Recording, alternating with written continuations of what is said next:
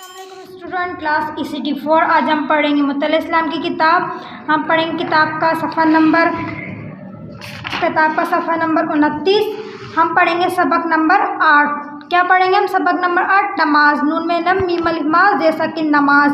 हमें क्या करना है? नमाज के बारे में पढ़ना है। नमाज हर मुसलमान पर फ़र्ज़ है। नमाज क्या है? नमाज हर मुसलमान पर फ़र्ज़ है। नमाज दीन का सतून है। नमाज क्या है? दीन का सतून है।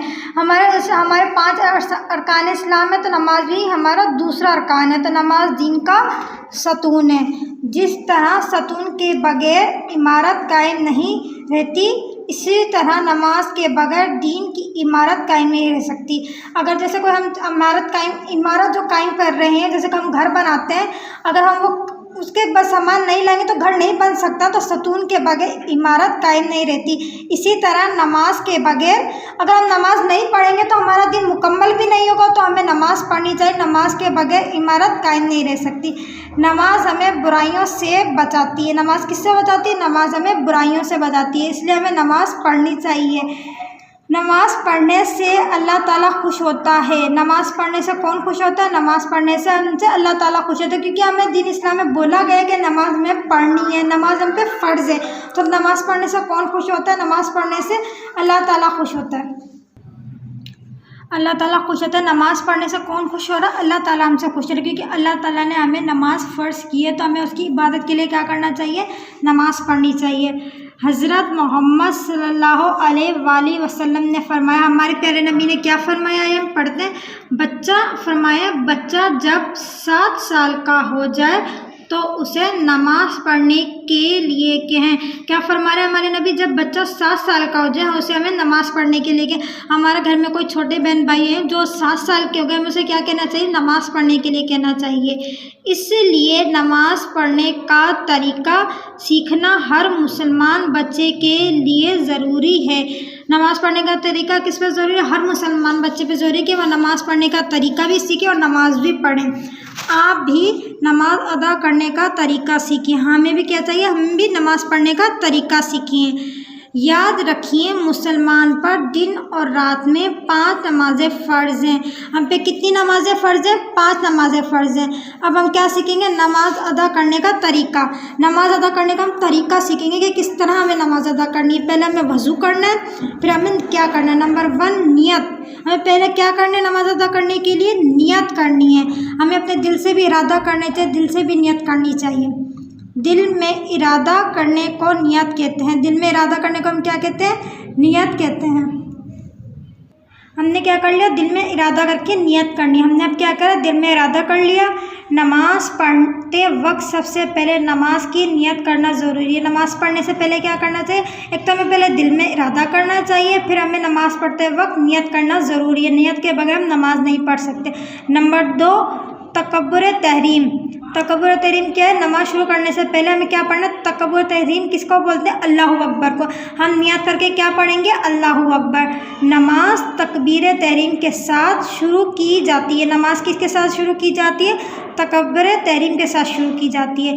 तकब्बुर तहरीम से मुराद अल्लाहु अकबर है। क्या है? अल्लाहु अकबर। मैंने आपको बताया कि हमें किस तरह तकब्बुर तहरीम कहना है? अल्लाहु अकबर के साथ।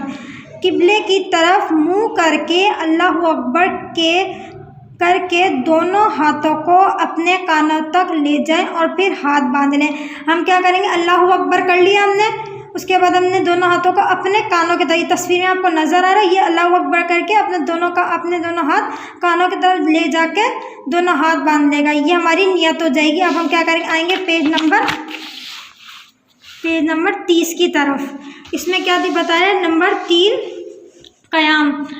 ये देखो, इसने दोनों हाथ बांध लिए। नंबर 2 पे मैंने बताया था, मैं अल्लाहु अकबर कहे, दोनों हाथ अपने कानों पे लेके फिर ना क्या करना? हाथ बांधे। इसने अपने हाथ बांध। अब हम क्या करेंगे? तकब्बुर और तहरीम कहने के बाद सना पढ़ेंगे। हमें नमाज पढ़ने का तरीका बता रहे हैं, तो हमने तकब्बुर और तहरीम के बाद क्या करना है? नमाज पढ़ने का तरीका बताना, सना पढ़नी है। अब यहाँ पे तस्वीर में देखो, वो खड़ा हो गया, वो क्या पढ़ रहा है? सना पढ़ रहा है। सना हम पढ़ेंगे सुब्हानकल्लाहुम्मा व बिहम्दिका वतबारकस्मुका वतआला जद्दुका वला इलाहा गैरुक। क्या पढ़ी हमने? सना पढ़ी है। सना अरबी में पढ़ी जाती है, हमें याद भी करना और पढ़नी भी है। सना के बाद ताउस, तस्मिया, सूरत फातिहा और सूरत इखलास या कोई और सूरत पढ़ें। पहले हमें क्या करनी है, नियत बांध के हमें सना पढ़नी है, ताउस पढ़ना है, तस्मिया पढ़नी है, सूरत फातिहा पढ़नी है और सूरत इखलास। अगर सूरत इखलास के अलावा भी हम कोई और सूरत भी पढ़ सकते हैं। अब क्या आ गया नंबर 4 पर रुकू। इसके बाद अल्लाहु अकबर कहते हुए रुकू करें। अभी तस्वीर में आपको दिखा रहे कि रुकू कैसा करना है। जब हमने ताउस, तस्बिया पढ़ ली, सूरत फातिहा पढ़ ली, कोई और सूरत पढ़ ली, तो हम क्या करें, अपने घुटनों पर जा रहे हैं, रुकू पे जा रहे हैं। उसके बाद रुकू में अल्लाहु अकबर कह के हम रुकू में जा रहे हैं और रुकू में कम से कम 3 मरतबा तस्बियाँ पढ़ें। क्या पढ़नी है हमें, रुकू में 3 बार तस्बियाँ पढ़नी है। तस्बियाँ क्या है, सुबहाना रब्बियल अज़ीम, सुबहाना रब्बियल अज़ीम पढ़ रहे हैं। यहाँ पर रुकू में वो क्या कर रहे हैं, सुबहाना रब्बियल अज़ीम पढ़ रहे हैं। नंबर 5 कवाम।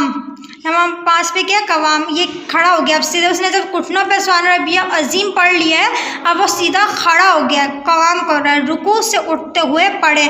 अब वो जब 3 बार सुबहाना रब्बियल अज़ीम पढ़ लिया है, अब वो खड़ा होके क्या पढ़ेगा, रुकू में उठते के साथ समी अल्लाहु लिमन हमीदा।